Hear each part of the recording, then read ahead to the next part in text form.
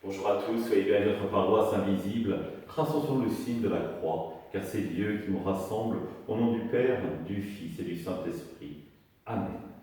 Prions pour nos frères et sœurs malades.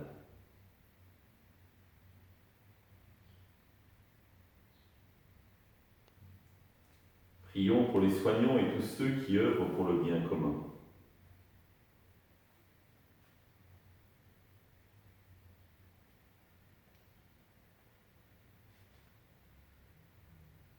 Prions pour ceux qui en angoissent la solitude, que l'Esprit Saint vienne visiter.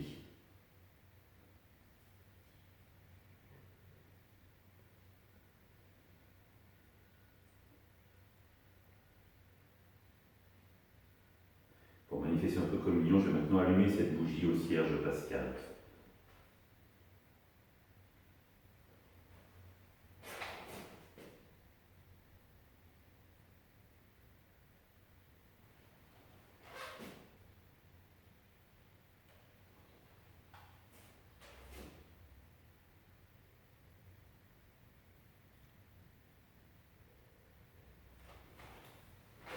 Décidément, ça ne veut pas saluer.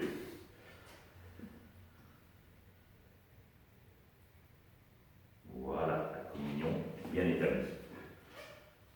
Dans l'évangile de Marc, un scribe s'avança pour demander à Jésus quel est le premier de tous les commandements. Jésus lui fit cette réponse. Voici le premier, écoute Israël, c'est notre Dieu et l'unique Seigneur. Tu aimeras le Seigneur ton Dieu de ton cœur, de toute ton âme, de tout ton esprit et de toute ta force. Et voici le second, tu aimeras ton prochain comme toi-même. Il n'y a pas de commandement plus grand que cela. Le scribe reprit, fort bien, maître, tu as dit vrai. Dieu est l'unique et il n'y en a pas d'autre que lui. L'aimer de tout son cœur, de toute son intelligence, de toute sa force et aimer son prochain comme soi-même vaut mieux que toute offrande d'holocauste et sacrifice.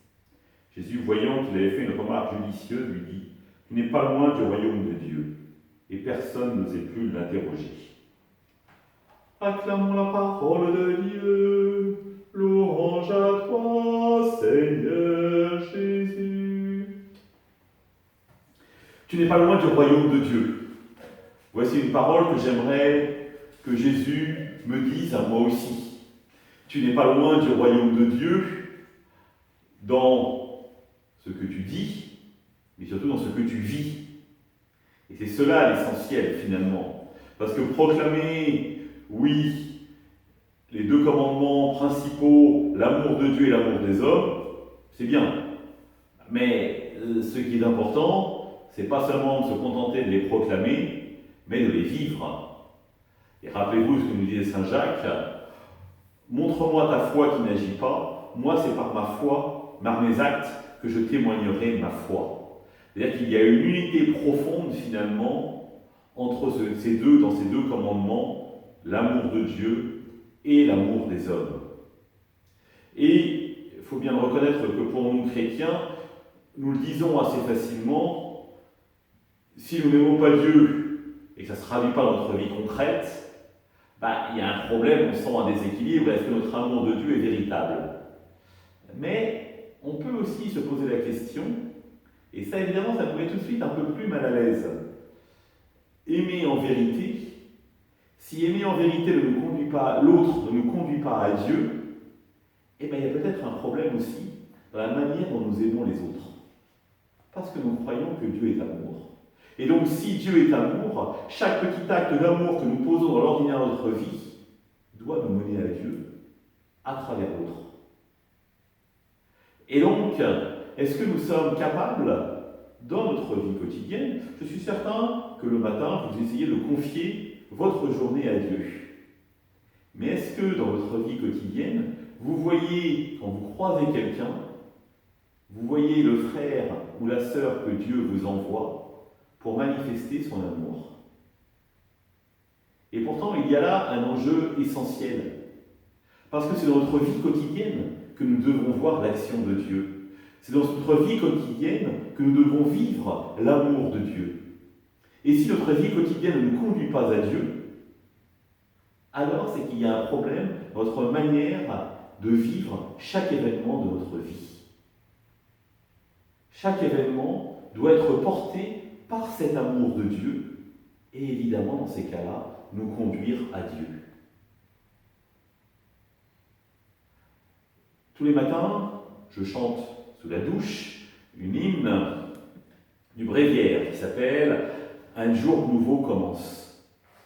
Un jour nouveau commence, un jour reçu de toi, Père, nous l'avons remis d'avance en tes mains tel qu'il sera. Le jour, nous l'avons forcément à l'accueillir comme un don de Dieu. Et donc, si nous l'accueillons comme un don de Dieu, nous savons que Dieu y sera à l'œuvre. Nous n'avons qu'à ouvrir les yeux pour pouvoir voir Dieu agir au cœur de notre monde.